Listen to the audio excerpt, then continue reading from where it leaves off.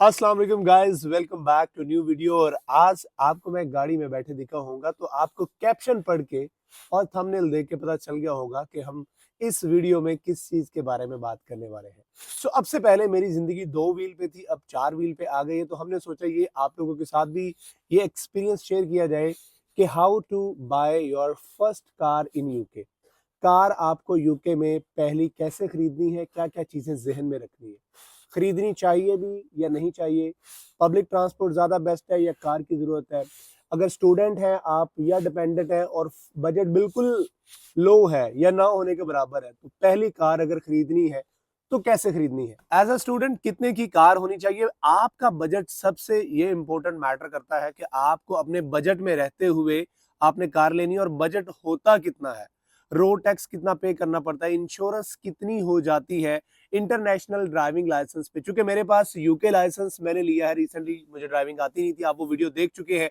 How I got my UK mini passport, यहाँ पर show कर देता हूँ, वो भी आप जाकर देख सकते हैं। और वर्किंग प्रोफेशनल कितने की कार लेनी चाहिए, प्राइस मैक्सिमम कितनी होनी चाहिए, ओवरहेड्स कितने आ जाते हैं, इंश्योरेंस कितनी पड़ती है, एमओटी क्या होता है, रोड टैक्स क्या होता है, और ड्राइविंग लाइसेंस क्या चीज है, कौन सा आपके पास होना चाहिए। और मोस्ट इंपॉर्टेंटली जिस काम के लिए फिलहाल मैंने भी ली है, चूंकि ये छोटी कार है और आप सबको भी लेनी है शुरू में, तो वो है डिलीवरी करने के लिए, फूड डिलीवरी या कोई भी डिलीवरी जॉब करने के लिए आपको गाड़ी चाहिए।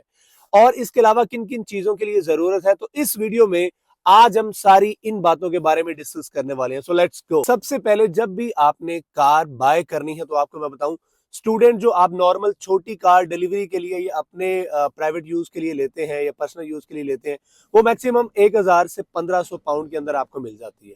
लेकिन अगर वर्किंग प्रोफेशनल या आप ऑफिशियली कार को यूज करना चाहते हैं और अच्छी थोड़ी लेना चाहते हैं, बल्कि बहुत अच्छी लेना चाहते हैं, तो आपको 3000 से 6000 पाउंड्स के दरमियान में आप कार एक अच्छी ले लेते हैं जो आपको मिल जाती है। अब इसके अलावा ओवरहेड्स की बात करते हैं, साथ में आपको रोड टैक्स भी पे करना पड़ता है, जो यूजुअली आपका 200 पाउंड या 150 पाउंड के दरमियान में पर ईयर होता है। जैसे मेरा मंथली जो है वो 16 पाउंड है, जो कि डायरेक्ट डेबिट लगा हुआ है मेरी कार के अकॉर्डिंग।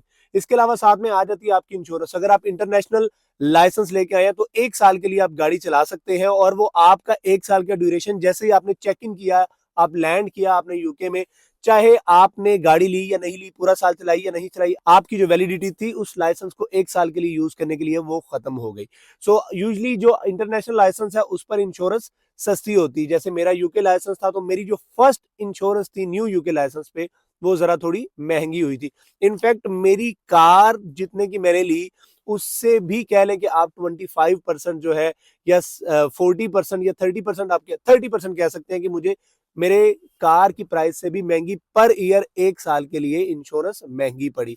इसके बाद आ जाता है जी एमओटी। एमओटी क्या होता है? मिनिस्ट्री ऑफ ट्रांसपोर्ट होता है, जो कि आपकी कार का हर साल के लिए एक टेस्ट होता है, जिस पर यह डिफाइन किया जाता है कि ये कार रोड वर्ती है, इस काबिल है कि ये रोड पे चल सकती है या नहीं चल सकती। उसकी अराउंड 35 से 40 पाउंड जो है वो कॉस्ट होती है टेस्ट करवाने की और क्लियर करवाने की। लेकिन अगर उस टेस्ट के दौरान फॉर एग्जांपल आपकी गाड़ी के और भी छोटे मोटे एक्सपेंसेस निकल आते हैं, सो वो आपको भी at the moment, at the spot काम करवाना पड़ता है, ताकि उसके बाद आप अपनी कार को रोड वर्ती करके रोड पर ला सकें। सो डिपेंड करता है।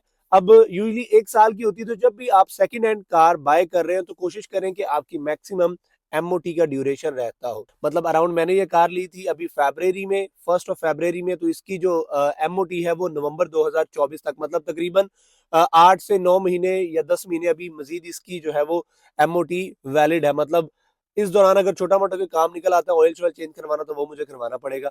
लेकिन अगर आप कार बाय कर रहे हैं तो सबसे पहले आपने ये देखना कि उस कार के टायर्स अच्छे होने चाहिए। जैसे ही आप गूगल पर लिखेंगे हाउ टू चेक एमओटी, तो वहां पर आपको सारी डिटेल आ जाएगी कि किस तरह से इस कार के अंदर क्या क्या काम हुआ हुआ है, इस कार की हिस्ट्री क्या है, क्योंकि ये यहाँ पर चली है, तो उसके हवाले से सारी डिटेल्ड आपको जितने जितने काम हुए हैं, जो जो उसमें प्रॉब्लम थी, वो आपको एमओटी की जो लिस्ट है, जो रिपोर्ट है, उसके अंदर आपको मिल जाए। अब बात करते हैं जी रोड टैक्स की और इंश्योरेंस की। रोड टैक्स क्या होता है? जैसे हमारे इंडिया पाकिस्तान में मोटरवेज पे जाने के लिए हम पहले टूल प्लाजे पे रुकते हैं और वहां पर जो है वो हम टूल प्लाजे की पर्ची लेते हैं और वहां पर टैक्स पे करते हैं। यहाँ पर आपसे पहले ही टैक्स ले लिया जाता है। जैसे कि मैंने आपको रिसेंटली बताया कि 16 पाउंड 16 पाउंड अ मंथ मेरी इस कार का रोड टैक्स है।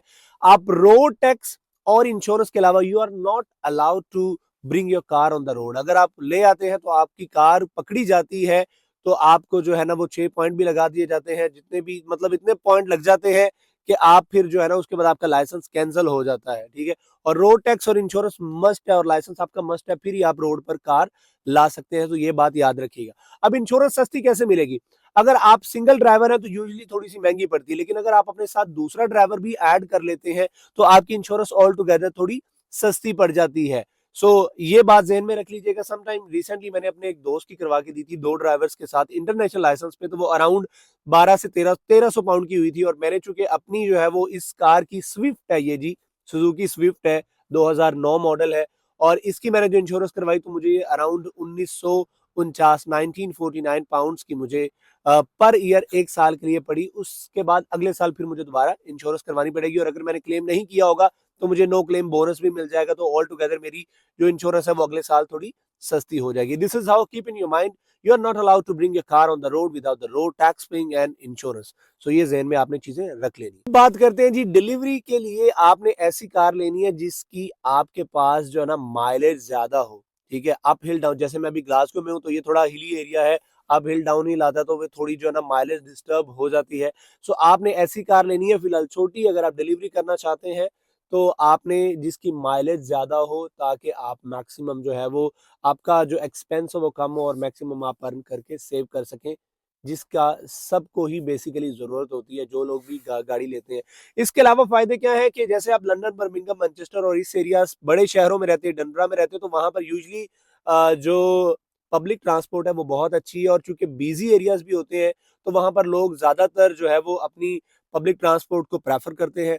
लेकिन अगर रोड साइड आपने ट्रिप्स पर जाना है, घूमने फिरने जाना है, सबसे मोस्ट इंपॉर्टेंटली ग्रोसरी में रात को करके लाया हूं ना, इससे पहले मैं साइकिल पे लाता था, ग्रोसरी में रात को करके लाया हूं तो मुझे टेंशन ही नहीं हुई भाई, वहां से गाड़ी की डिग्गी में रखा और यहाँ पर लाके घर में ऊपर ले गए। तो आपको ये सबसे बड़ा बेनिफिट होता है, ग्रोसरी करके लाना आपके लिए परेशानी नहीं होती है। फैमिली यूजेज के लिए आप इसको यूज कर सकते हैं, लेकिन यूजली यहाँ पर बड़े शहरों में पब्लिक ट्रांसपोर्ट बहुत अच्छी है, सो इसलिए यूजली लोग पब्लिक ट्रांसपोर्ट यूज करते हैं। सो छोटे मोटे बिजनेस के लिए अगर आप फर्ज करो डिलीवरी शिलीवरी कर रहे हैं तो आप उसके लिए अपनी एक तो कंप्रीहेंसिव आप सोशल डोमेस्टिक यूजेज के लिए और प्लेयर वाली आप इंश्योरेंस ले लेते हैं, साथ में आपको एडिशनली फूड इंश्योरेंस लेनी पड़ती है, या सिंपली आप बिजनेस इंश्योरेंस ही करवा सकते हैं। तो चलिए जी, आज की ये थी वीडियो, आई होप आपको बहुत पसंद आई होगी। Do congratulate me in the comment section, I would like it and I would love to see that.